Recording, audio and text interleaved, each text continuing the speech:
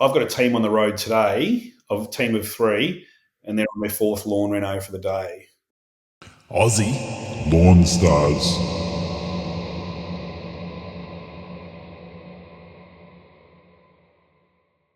How you build the relationship with your customer determines whether they trust you and need you.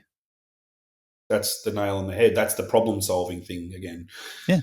You know, you can either say I'm mowing your lawn, or I'm solving a problem for that person. Yeah.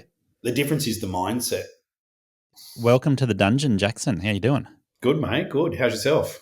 Look, I'm doing pretty well. Can't complain. I've put on a new employee today to try and help me recover from my motorbike issues. Oh, okay. Good luck with that one. Hoping it'll give me a little bit of time off the tools. Yeah, well, you can hope. Geez, are we starting off with employees already? Well, I like to start by giving people a background first. That's probably a good place to start. Now, I spoke to you a week ago, and when I spoke to you, I had no idea that I was meeting up with a contractor. I was just buying a tool off Facebook Marketplace. Facebook Marketplace. And I must say, I've used it this last week and been pretty happy with what it does. It's obviously nowhere near the same quality as a commercial petrol-powered Scarifier, but the battery-powered Husky's doing all right. Yeah, as I said to you, you'd be surprised. You'd be surprised. Yeah. It was doing me okay. It's just that all of a sudden I went from, say, 2 to, we've literally... Why do you want them to listen to your podcast? So that when they think about starting a business, they've got the content that is pointing them in the right direction. That is such a valuable piece of advice there. The change in mindset makes a massive difference. Welcome to Aussie Lawn Stars. I've got a team on the road today, of a team of 3, and they're on their 4th lawn reno for the day. Yeah. So you need the petrol. You need the petrol. Look, I would rate the Husky one as being very capable of doing the job, but if you put 2 batteries in it, you actually get a pretty decent runtime out of it. So it's not runtime that's an issue. Probably the biggest issue is that its durability after you're doing it commercially 5 days a week is probably going to be questionable. Correct. But for applications like yourself, perfect. You'll never need another one. Honestly. Oh, if I'd start doing it like you're doing it, where I've got a team of people out there, then yeah, straight up it would be going. It would not be used for that. Yeah, no, it was a level entry sort of thing for me. I didn't think that I was going to go to that. Not extreme, but I didn't think those doors would sort of open up for me. Yeah, but I'm pretty open to things, and then just sort of built up a bit of a reputation, and it's dominoed. So. Yeah, and I think that's the thing which got me with you and made me go, okay, I really need to interview this guy, because talking to you when I bought that tool, I'm like, you have done with a lawn care business what not a lot of people actually succeed in doing. So let's swing back the clock. What you've been doing before you started running, and it's Magnus All Property Services. Magnus All Property Services is the current business, right? Correct. But before you were doing this, you were running another business? So we probably should wind it right back to how I started within the industry. Yeah. I was a young fella, left school rather early, loved the outdoors, loved. I had a greenkeeper sort of in the family, and did that for cash back in the day. Yeah. And I stumbled into viticulture, which is the growing of wine grapes, and became a viticulturalist. Didn't like the bee stings, the wasp stings, the hot weather. So I thought, well, left field, got to change again, and became a personal trainer in the fitness industry. Yeah, now, I say the term personal trainer very loosely because they hand them out these days, but we're going back over 20 years ago. You had to do a lot of study in order to become one. So that's sort of how I came about. I went back. I've stalked your personal Instagram profile, and I'd say you've got some photos there that represent pretty well for somebody who's in the fitness industry. That's good. So it didn't always pay well. So a friend of mine on the water board in Sydney in the property maintenance department said, "Hey, do you want to do this?" So, and it was just basically keeping up there. It's just doing lawns of waterboard properties and so forth. So Yeah. Okay. that sort of kept me around it in that sense. And then I went to university. I've got my a couple of different degrees in like exercise physiology, and I Yeah. know Okay. a lot about human diaesthetics and so forth. And I've owned sports supplement stores. I've formulated sports supplements. Yeah. So that was my key focus for a long, long time. But people wore me out. Yeah, that can happen. Yeah, people can wear me out, and I just had to stop everything and went back to what I know and what I love, Yeah. and Okay. that's that therapeutic serotonin release of hands dirty, hot day in the grass in the garden. So, Yep. full circle life moment. Yeah. People haven't seen me. Some people haven't seen me for many, many years and think I'm the happiest I've ever been. Yeah. So Okay. it's I think a big endorsement is when people that don't recognise from the outside that something's changed in your life, and it's working back outside and so forth. So Now, when I met you, my first impressions were you've been in this game for a long time. I've been in the industry for 14, almost 15 years, and I'm like, you come across as if you've got that experience over a long period of time. And obviously, because you've done viticulture as well as working for you say it was the water board when you're doing them? yes, Yeah. And then you've only started this business, what is it, just on 2 years ago? So just on 2 years ago. So I basically retired. I'm young enough to be able to say that I did retire, and I just needed to do something. So I travelled around Australia, did the Cape York, did it all in the 4-wheel drive, and thought, this is me, this is set. But I got back and I was like, you can't do this every day. Well, you could, but it just gets lonely and it gets boring, and it's not even the money side of things, because you live with what you have. Yeah. If you earn $5,000 a week, you live to it. If you earn $100 a week, you live to it within reason. Reason. So I was bored, and I love Facebook Marketplace. Not that I buy a lot. I just think it's a funny little cesspool of interestingness, right? Yep. There was a guy selling his mowing run, and I thought, oh, mate, I could, I know how to mow a lawn. Yeah. And essentially, I didn't want any more than 3 days' work, so I bought a run off him. Yeah. And I was doing it in a day and a half. And, well, that wasn't enough. The goal was 3 days' work. So I went back to him and sort of said, mate, he was defensive. He was like, mate, I didn't rip you off. And I was like, mate, I'm not saying that. I'm not saying that. I said, he goes, you're just working too efficiently. And I was like, sorry? Yeah. And he said, mate, you just dawdle through jobs. You do 5 a day and you're sweet. And I'm like, but I may as well not got up and got dirty, right?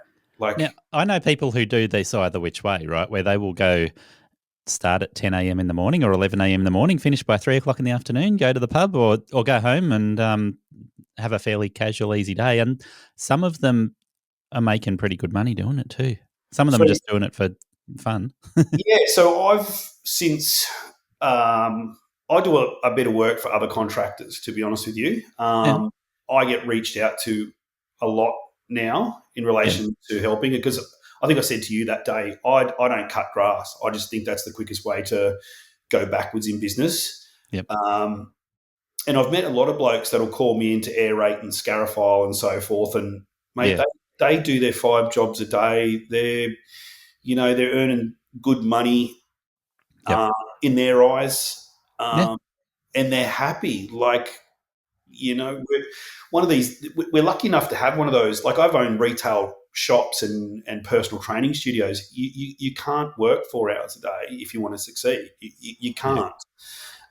So we're in this environment, that we're in, that you could do 5 lawns a day and go home. Like, if that's if that's you. And you can do that and be okay, or you can pursue the most you can possibly do. Correct. But what I do see a lot of is overexertion, burnt out. I think, mate, it comes. Look, at the end of the day, it's a business, and a lot of people think it's only a little business, but a business, big business or little business, it has the same philosophies, and someone's probably going to argue that point, but go to any successful business, and they'll tell you exactly the same thing. There's strategies, there's P&Ls, there's mate. You need a goal, you need insights, you need clarification on certain things. I just don't think if it doesn't make money, it doesn't make sense. That's how I work. Yeah. But not everyone's the same, and that's okay. I see in our industry, I see people that are solo doing those 4 or 5 hour days through to people who are running teams of people out there running big runs. And even though they might have a different approach to whether it's business or not, a lot of them still will be reviewing how profitable they are, even if they look like they're a complete cowboy. And that profitability margin might be a lot narrower for somebody who's a cowboy compared to somebody who's running multiple teams. But in their head, at the end of the day, they're still doing it. And there's the occasion where you come across somebody and you go, okay, they're definitely not doing that. They're actually going backwards. Give them 6 months and they'll be gone. You see that too. A lot of people have been asking about which brand of battery tool to buy, and I don't like to recommend one brand of battery for everyone or every situation. Dealer support and access to parts and service all play a big role in that decision. Some brands have better tools for specific needs or each product category. I've been using a variety of brands, and I endeavour to provide unbiased interviews on Aussie Lawn Stars with as many of those product brands as possible.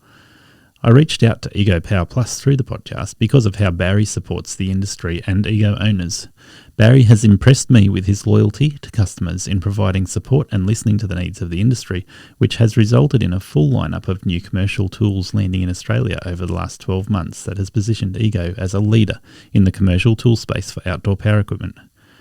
Visit egopowerplus.com.au to see if they have the tools you need today.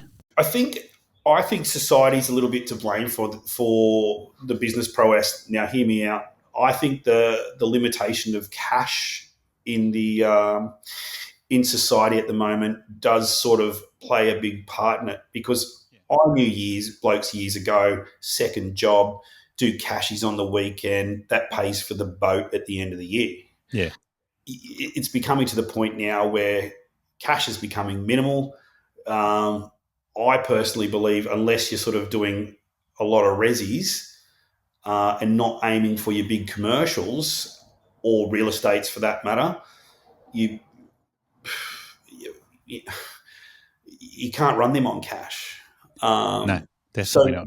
Business strategies have to change when there's cash involved, So it's a hard one. It's a very interesting industry as far as that's concerned. Like some people justify buying the latest machines. Some people don't justify buying the latest machines because the one with 300 hours on it is still working fine. Like and just like your next door neighbours, there's this whole, which I've noticed, keeping up with the Joneses. Yep. He's got a new four-wheel drive with a new trailer. I think it's time to upgrade. And yeah, I've never seen a customer go, "Wow, you've got the new Skag. I can tell by the cut." Never. So that's because it's a Skag. No, sorry. that was rude. Yeah, it was rude, but it makes a good point, because I'm not saying don't run the best gear that you can get or that you can afford. Yeah. I'm not saying that, but I was only speaking to a guy last week, and he said, he's got some stuff on finance because it's a tax break, and I was like, have you looked at how much tax break it actually is? It's got to be. And he was like, well, and I was like, well, that's a no. Yeah, that's a no. Like, you're better off getting an investment property or something. Like, for sure. Yeah. So, but it's a very, very interesting industry, and I think if you keep in your own lane, I think you'll do okay. Yeah. And I think we discussed, I like the Cowboys. Yeah, Some people would look at me like a cowboy. I guarantee it, because that's that tall poppy syndrome. But sure. I always say, if you're too busy talking about someone else, that's better for my company, because you're dropping the ball looking at me when I don't know. I don't even know you're there, because I'm too busy working in my company. Yeah. So, but you see it on social media and stuff. There's those Facebook pages. There's times I just want to add something, but I'm like, mate, I don't. Yeah. It's Well, it's it's not my life. there's two substantial Facebook groups for Australian lawn mowing contractors. There's the LMCA, and then there's the Australian Professional Contractors Group. And I think they both have a really valuable place in terms of helping a new person starting out to start thinking like you're thinking. Yeah. Well, Start thinking about, are we making money? it's a business, Yeah. and unless you're happy just doing your 10 lawns on the weekends, and that's fine too. But I think once it becomes a needable income, forget employees, because if you've got employees, they're relying upon your business prowess, right? Yeah. Because the quickest way to sink someone else's house is to sink your own, and Yeah. that's the way I see it. So, but it is a business, and it's always been looked at as dirty. I would say it has. There's like, you even talk to greenkeepers who frown down upon people who mow lawns and so forth, and you think, yeah, look, there's a place for all, Yeah. and it doesn't mean you're better. So Well, that's an interesting topic, and trying to give people a big overview of who you are and your business and your background. I think this is one of those things which really helps to give people some insight. If you look at the difference between somebody who prides themselves on being the best, so a greenkeeper, for instance, or a horticulturalist, into viticulture, whatever it might be, going, I know everything I need to know. I've done a degree in this, and I know what I know, and I know better than anyone else. We can have an argument till the sun turns blue.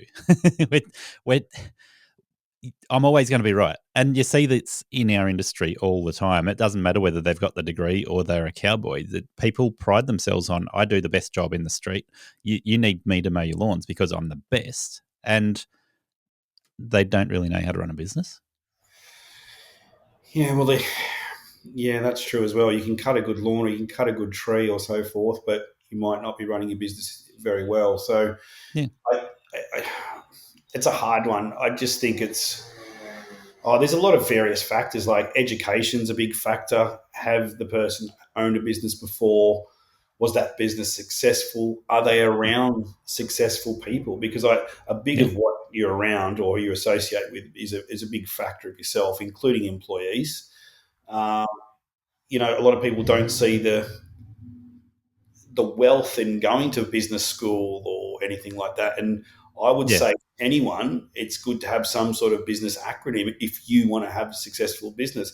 Is there people out there with a successful business that doesn't have super good business prowess? Most definitely there is. But statistics would say that, having your fundamentals around profit, and when I'm saying profit versus loss, I think, like, I had a guy say to me, "Oh, I'd write fuel off," and I was like, "How do you write fuel off?" And he's like, "Well, it's a running cost." And I was like, "It's a running cost that you can't write fuel off." I said, "You should have a rough idea of what it costs you to run a machine a day, like a day. Yeah. You should." Yep. If you think I'm being a little bit over the top, I think you need to readjust your figures, because you need to know roughly what that machine costs per hour, and not just what the industry says over a broad spectrum, Yeah. because there's so many variables, right? So, but mate, you've got to have that grasp on it. You've really got to have that grasp on it. And there's a lot of people that don't know where to start. I've seen people on Facebook groups sort of reach out and sort of get a little bit, I wouldn't say bastardized, but a little bit put down, Yeah. which I'm not about. I'm really not about that at all. I'll help anyone. There was someone on a local mowing contractors group that actually had lost some jobs because someone undercut them, and Yeah. I reached out to them and said, "Look, DM me, and I'll swing some jobs your way." Not Yeah. because they're my shit, but I believe the value of helping others. Yep. It's still a thing, and in business, it should be a very big thing. Yeah. So building relationships with other people in the industry is just as important as building relationships with other people through your business groups and those sorts of things too. No question. I did a job for a contractor, a big. I'm in Newcastle, as you know. Yep. There's a massive contractor in here, and he's well known, good bloke. And I've done a few jobs for him. And people would say, "Oh, he's just giving you his shit," but is he? Is he? Does it matter? Yeah. If I'm making money from it, does it matter? Yeah. I think a big part of that is actually quite a compliment, because you're not going to get someone to do something for you that you know is going to do a shit job. That's right. So instead of seeing that as a negative thing, I see it as quite a big positive. Yeah. So I guess it's how you view things as well. Like, there's contractors out there that'll be nice to your face. And mate, I was on a site with a franchisee, just a big strata job, Yeah. and they're broken into 4 lots. And I said, "How you going, mate?" He just snubbed me off, and I was like, you know, and whatever. But I thought, if I see your ride on bogged down the back there, and you need a hand, you're kind of not giving me any incentive to help. So Yeah. I do see a bit of that, though, the us and them. Yeah, it's interesting. If you look around people that see you face to face, you tend to find a little bit of competitiveness in it. But if you look around people that are building community, it tends to be more a case of let's support each other. And you get a bit of both either which way. But often, if I'm cutting your grass, I'm a competitor. But I have a philosophy about that too. Like, I've lost clients due to someone doing it at a cheaper price. Yeah. But is that me not over servicing my client? Well, not necessarily. I look at this and, like you, I'm like, we need those people in the industry, even if they are undercutting my customers. Those customers obviously weren't really my customers in the first place. I'm happy to charge them $90 for that job. He's happy to charge them $60 for the job. Do they want the $90 job or the $60 job? It's their choice. It's not my choice. No, it's correct. And I have clients, just like you would and have over the years, that you couldn't sway with a cheaper price, because, man, our business is that tight that in our app, in our database, we'll have the customer's dog's name, the husband's name, the interesting little non-event facts that just help build us a profile of our customers. And like, a lot of our customers, I'll know their birthday. Man, we still give Christmas cards. Yeah. Call it pokey, call it silly, call it whatever you want. But you know what? It holds a lot of value. And I think a lot of people are looking for new clients, looking, instead of the clients that they have, over service those clients. Yeah. Because they're already with you, right? And everyone goes, "Oh, yeah, I do this." But how many really do it? "Oh, yeah, I fertilise for them." Okay. Did you do it twice a year or once a year? "Oh, only once." Right. Okay, well, what about the gutters? "Oh, no, I don't want to get up in the ladder." But you might not, but offering that service to your client and getting someone else to do it isn't a bad thing either, because you look like the shining light, so to speak. Yeah. So, You're holding the key to everything that customer needs. man, I've called plumbers. I've got a group of tradesmen that I call regularly for my clients, because people work well off word of mouth, right? Instead of having to go to Yes. Google. So, I'm big on service, and I mean, not just coming to cut the lawn and doing a great job. I mean, always do the little bit extra. Yeah. I'm massive on that. Like, I just think you need to. I just think if more people over-serviced their clientele, the Cowboys. Well, I hate calling them Cowboys, even. You know what I mean? But other people would find it very hard to cut your grass. Yeah. They really would. Look, the sad thing is, and let's throw some fake statistics in here, right? When starting a business, I would say that the majority of lawn care businesses are going to have the majority of their customers. So, say 80% upwards of their customers are going to be looking for the cheapest job. And that means if you're charging 90 and somebody else comes along and gives them a quote for 80, see you later. But as you build your relationship with that customer, they start going, oh, I know that Jackson will help me out with the gutters. He'll help me out with doing this. He'll offer to improve my lawn with fertilizing, aeration, all these different things that Jackson can take care of. Or I've got a plumbing issue. Jackson knows a plumber. Correct. Makes a big difference, right?